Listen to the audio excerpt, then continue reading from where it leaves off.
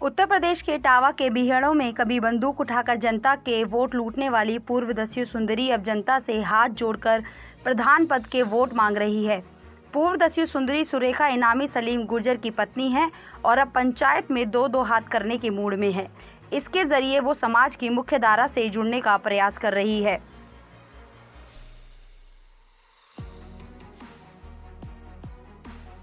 इटावा चंबल के बीहड़ में खूंखार डकैत पहलवान उर्फ सलीम गुर्जर की पत्नी सुरेखा दिवाकर जनता का जनमत हासिल कर समाज की मुख्य धारा से जुड़ने का प्रयास कर रही है।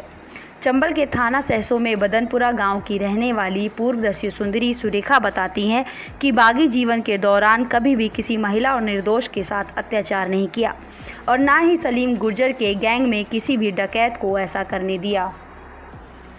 12 मार्च 1999 को थाना सहसों के चौकीदार देवीचरण के घर मुखबिरी के शक में डाकू सलीम गुर्जर उनकी 13 साल की मासूम बेटी सुरेखा को अगवा करके ले गया था और वहीं सलीम उर्फ पहलवान गुर्जर ने उससे शादी भी कर ली।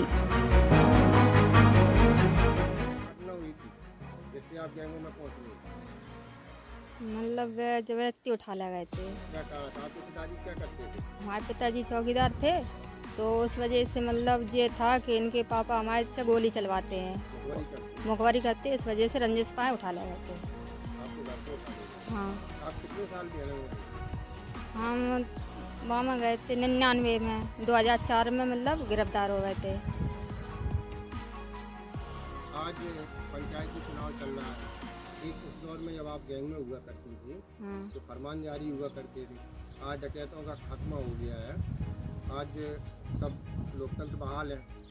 तब से आज में क्या फ़र्क लग रहा है? पहले जो फ़र्क था कि मतलब डकैत थे, जो कहते थे वही करते थे। आज पब्लिक ऐसी है कि अपनी मनमर्जी करती है, लेकिन उसमें हम सहयोग हैं। तो फरमान जारी होते थे, कैसे फरमान करते थे? क्या कहते? रात के समय जाते थे, बोलते थे कि वो खड़ा होगा तो वही होगा, पर्चा जो डालते थे वही होगा, और कोई खड़ा नहीं हो पाता था हिम्मत की वजह से। इस वजह से अब क्या फ़र्क है आज के टाइम में जो फ़र्क है कि पढ़ा लिखा समाज, गैंग अंत हो चुकी है। अब मतलब जो इंसान हिसाब से चलता है ना, उसी की सपोर्ट किया जाता है, ये मतलब है। अब पंचायत चुनाव चल रहे हैं, आप चुनाव में खड़ी होने जा रही हैं, तो क्या लगता है आपको लोग यहाँ से चुनेंगे, वोट देंगे आपको? हाँ, सपोर्ट करेंगे, क्यों नहीं करेंगे। कि हम उस टाइम छोटे थे ना, तो हमने अपने गांव के क्षेत्र में किसी को सताया नहीं, ना ही किसी की पकड़ की, नहीं किसी को मारा मैंने, ठीक है। इसके बाद गांव वाले समाज लोग सहयोग करते हैं हमारा, आज भी वो हमारा मान सम्मान करते हैं, हम उनका करते हैं। प्रधान हाँ।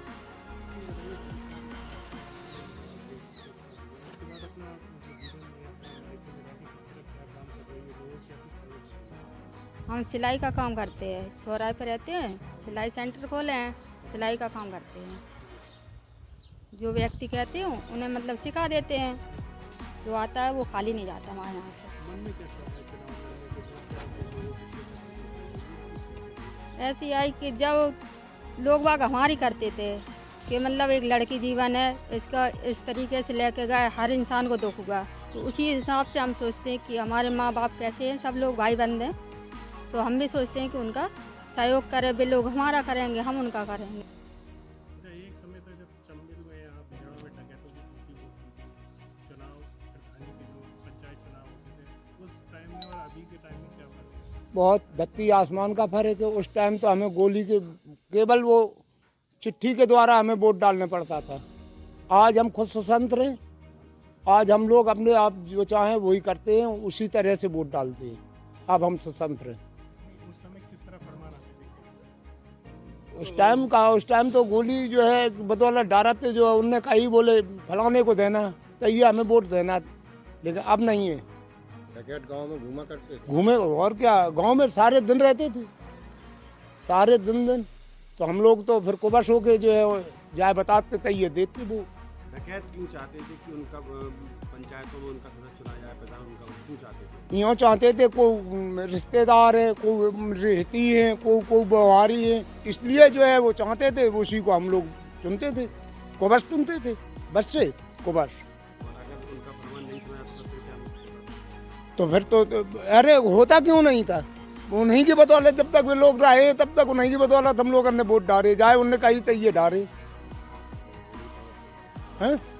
अगर नहीं डालते थे, वोट नहीं चुनते थे तो फिर क्या होता? तो गांव में रह पाते? हमारा छोटा सा गांव पे तो पिताजी हमारे पुलिस चौकीदार थे, तो उनका थाना में चौकीदारी की वजह से आना जाना रहता था। हम लोग बाहर रहते थे, हम अपने पिताजी का अकेले बाहर नौकरी करते थे। तो बदमाशों के ऐसा दिल में संदेह थी कि जी हमारी मुखबरी दे दी, जो पुलिस कहीं गिरती जंगल में जाती, कहीं आगे पीछे जाती। तो विरोध बस गांव तो होते ही हैं। कुछ लोगों ने लगा कि पुलिस को जो सूचना देते हैं चौकीदार देते हैं, इस वजह से इसको बदमाश उठा ले गए। हाँ, तो उसमें फिर खोजने की बहुत कोशिश करी, पुलिस का भी सहयोग लिया। अकेले ये हमारे हाथ नहीं लग पाई, नहीं लगने दिया। तो हम लोग भी अपनी जान बचा के बाहर रहने लगे, कहीं कहीं रहने लगे, कहीं कहीं रहने लगे। थोड़े दिन बाद अपने घर में भी आ गए, रहने लगे। 5 साल रही जंगल में अकेले, ना बदमाशों ने हाजिर करवाया, ना इसको छोड़ने की कोशिश की। अकेले पुलिस के सहयोग से इनको गिरफ्तारी करवा के भिंड पुलिस ने अरेस्ट कर लिया, अरेस्ट करके जेल भेज दिया।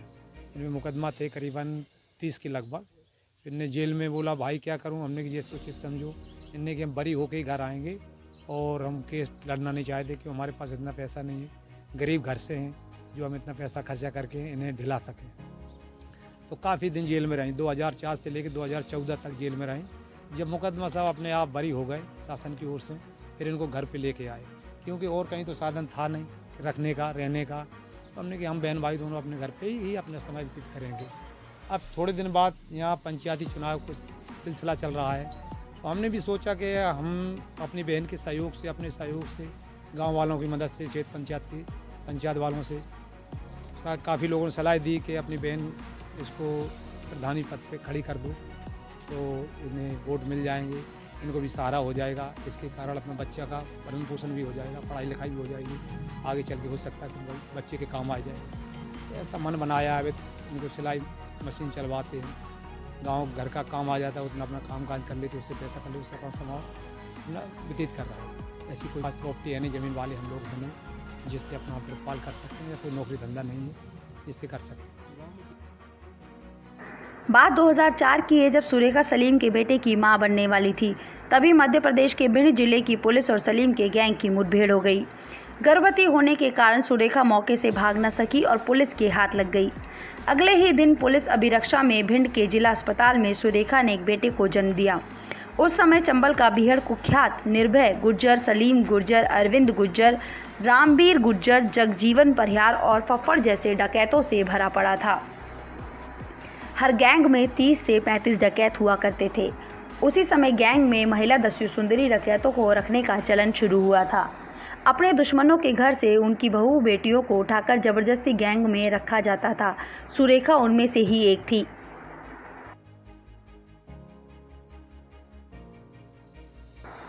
पूर्व दस्यु सुंदरी सुरेखा ने बताया कि बागी जीवन के दौरान जब गांव में पंचायत चुनाव हुआ करते थे, तब हम सब डकैत किस तरह गांव-गांव घूमकर अपने मनमाफिक लोगों को जिताने के लिए फरमान जारी करते थे और गांव के लोगों को सख्त हिदायत दी जाती थी कि उनके चुने हुए प्रत्याशियों को वोट नहीं दिया तो उन्हें अपनी जान से हाथ धोना पड़ेगा।